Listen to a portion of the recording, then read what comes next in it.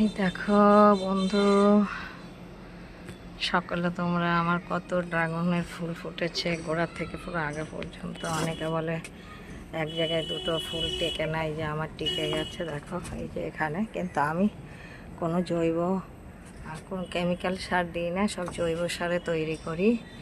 দেখছো এই যে ড্রাগন পেকে পেকে আছে, এই যে অনেক পেকেছে আর এখনও পাকবে। এখন ওই যে গোড়ার দিকে দেখো অনেক ফুল হয়েছে।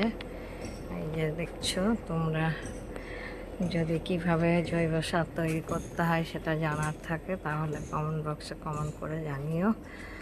আমি নিয়ম কানুনগুলো যতটা জানি বলে দেবো। আমিও ইউটিউব দেখেই শিখেছি।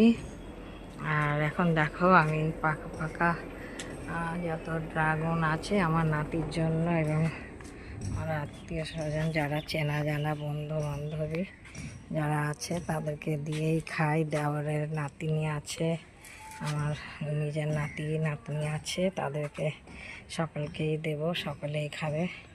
ভালো থেকে সুস্থ থেকে